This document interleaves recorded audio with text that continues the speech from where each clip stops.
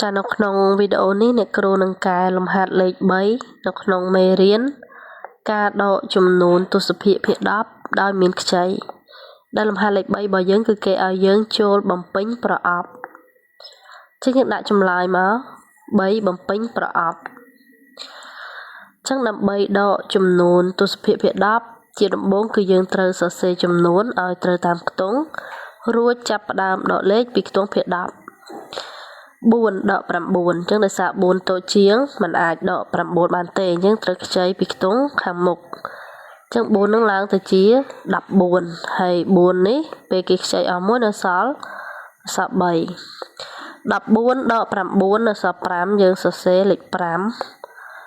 3ដក9មិនបានទេត្រូវខ្ចីពីខ្ទង់ខាងមុខឡើងទៅជា13ហើយ8នេះនៅសល់7 13ដក9នៅសល់4យើងសរសេរលេខ4 7ដក1នៅសល់6ទៅទៀតលំហាត់អក្សរខ7តូចជាង8មិនអាចដកបានទេត្រូវខ្ចីពីខាងមុខនឹងឡើងទៅជា17ហើយ5នេះនៅសល់4 17ដក8នៅសល់9យើងសរសេរលេខ9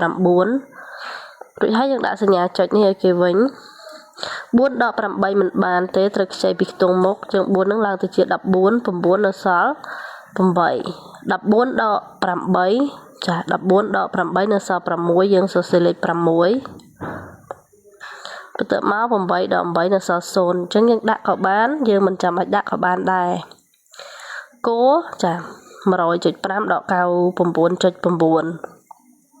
ចឹង5ចា5ដក9អត់បានទេត្រូវខ្ចីពីខ្ទង់ខាងមុខ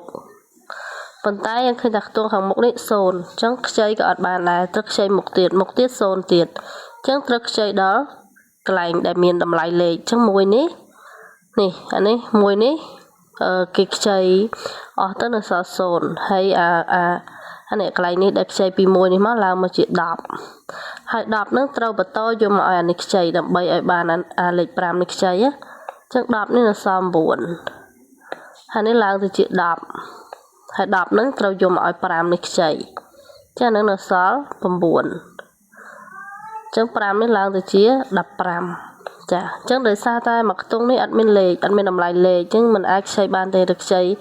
ចាអានេះក៏អត់មានទៀតអញ្ចឹងទៅខ្ចីលេខ1នេះអញ្ចឹងខ្ចីបន្តគ្នារហូតដល់ឲ្យ5ខ្ចីបានអញ្ចឹង15ដក9នៅសល់6យើងសេលេខ6ហើយចុចនេះយើងដាក់គេវិញ9ដក9សល់0ចា9ដក9ទៀតសល់0ទៀតអញ្ចឹង0យើងដាក់តែ1ក៏បានដែរចម្លើយសល់ 0.6 តទៀតលំហាត់អក្សរខចា200.6ដក 199.4 ចឹងយើងចាប់ផ្ដើមដកពីខ្ទង់ភាគ10 6ដក9អត់បានទេដោយសារតូចជាងត្រូវខ្ចីពីខ្ទង់ខាងមុខចានេះ0អត់មានអីឲ្យខ្ចីទេខ្ចីពីមុខទៀត0ទៀតចឹងត្រូវខ្ចីពី2នេះចឹង2នេះគេខ្ចីអស់មួយនៅសល់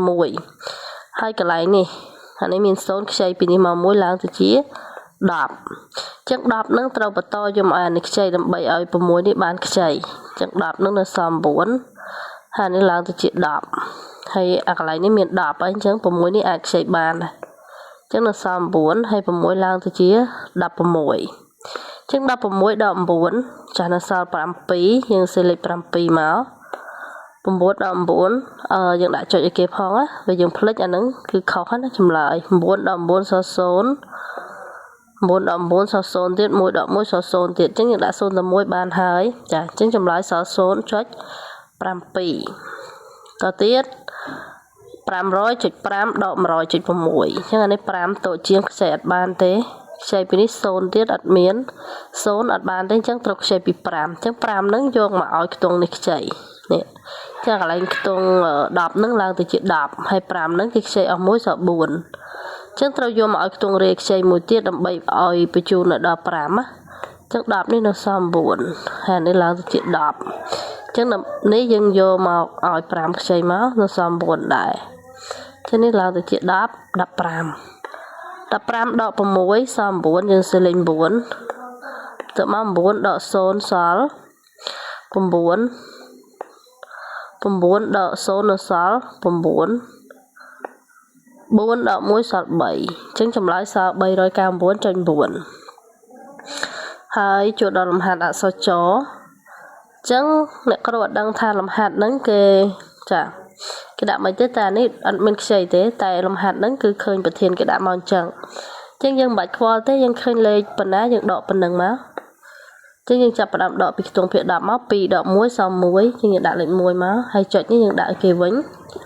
ទៅមក2ដក1សម1យើងដាក់1មក2ដក1សម1ទៀតដាក់1មក2ដក1សម1ទៀតអញ្ចឹងចម្លើយសល់111.1តទៀតលំហាត់អក្សរឆ555.3ដក 553.7 ចឹងអានេះ3ដក7អត់បានទេខ្ចីពី5អានេះឡើងទៅជា13ដក7សល់6 5នេះគេខ្ចីអស់1នៅសល់4 4ដក3សល់1 5ដក5សល់0 5ដក5សល់0បាច់ដាក់ទេទៅមកលំហាត់អក្សរជួរគេឲ្យផលដកហើយគេឲ្យយើងបំពេញទូដកទី2វិញអញ្ចឹង5ដកបានឲ្យនៅសល់4អញ្ចឹងគឺយើងត្រូវដកចាស់ដក1អញ្ចឹងកាលណា5ដក1គឺនៅសល់4ហើយទៅនេះ9ដកបានឲ្យសល់4អញ្ចឹងគឺត្រូវដក5អញ្ចឹងយើងផ្ទៀងផ្ទាត់ទៅ5ដក1សល់4 9ដក5សល់4អញ្ចឹងឃើញថាត្រឹមត្រូវហើយអញ្ចឹងតទៅទៀតយើងចូលលំហាត់ចុងក្រោយណាលំហាត់អក្សរនៅមួយទៀតអ្នកទៅចុងក្រោយញលំហាត់ចុងក្រោយអញ្ចឹង7ដកបានឲ្យសល់9អញ្ចឹងគឺកន្លែងនេះត្រូវតែខ្ចីណាអញ្ចឹងចង់ឲ្យសល់9គឺយើងត្រូវដាក់លេខ8ដាក់លេខ8ធ្វើអីអញ្ចឹងឲ្យ7នឹងទៅខ្ចីពី1នេះដើម្បីឡើង17អញ្ចឹង17ដក8ចេញគឺសល់9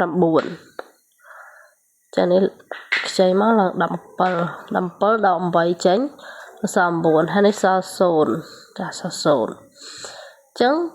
ធ្វើម៉េចឲ្យដកមកសល់9អញ្ចឹងគឺត្រូវដាក់ចាលេខ1អានេះត្រូវដាក់ចុចដែរដោយសារដកមកចេញចុចអញ្ចឹងអានេះត្រូវដាក់លេខ1ហេតុអីមិនដាក់លេខ1តិចទៀតអានេះខ្ចីមកបាន10ហើយចាបាន10ហើយអញ្ចឹងយើងចានេះមកខ្ចីអត់មានទេអញ្ចឹងត្រូវខ្ចីពីនេះទៀតអានេះសល់0អានេះឡើង10ដក1ទៅសល់9ហើយនេះឡើងទៅជា10អញ្ចឹងគឺដកមក10ដក1ឃើញសល់9ហើយកន្លែងនេះបើយើងអត់ដាក់លេខអីទេគឺត្រូវទម្លាក់មកអញ្ចឹងអត់កើតទេគឺយើងត្រូវដាក់លេខ9ដើម្បីឲ្យដកទៅវាស្មើ0អញ្ចឹងតម្លៃលេខនេះគឺ 9.9 ចាអញ្ចឹងគឺយើងត្រូវបំពេញ 91.8 ទៅបានចម្លើយផ្ទៀងផ្ទាត់ឥឡូវយើងសាកដកតើផ្ទៀងផ្ទាត់អត់អានេះ17ដល់8សល់9 10ចា10ដក1សល់9ហើយនេះ9ចាដក9នៅសល់0អញ្ចឹងចម្លើយត្រឹមត្រូវហើយនៅមួយទៀតលំហាត់អក្សរញអញ្ចឹងកន្លែងនេះធ្វើម៉េចឲ្យដកទៅសល់4អញ្ចឹងគឺយើងត្រូវដាក់លេខ1អញ្ចឹងកាលណា5ដក1សល់4ហើយទៅនេះ9ដកបានសល់4អញ្ចឹង9ដក5ទៅសល់4ហើយនេះដកបានឲ្យសល់5គឺដក4ហើយនៅខ្ទង់100ដកប្រមាណឲ្យសល់5ដក4ទៀតមកអញ្ចឹងយើងផ្ទៀងផ្ទាត់ទៅ5ដក1សល់4 9ដក5សល់4 9ដក4សល់5 9ដក4សល់5អញ្ចឹងតកតងទៅនឹងកំណែលេខ3ចាស់លេខ3នៅក្នុងមេរៀនការដកចំនួនទស្សភាគភាគ10ដោយមានខ្ចីចាស់ក៏មានប៉ុណ្ណឹងចាស់សូមអរគុណច្រើននិងសូមជម្រាបលាជួបគ្នាបន្តទៀតនៅវីដេអូក្រោយ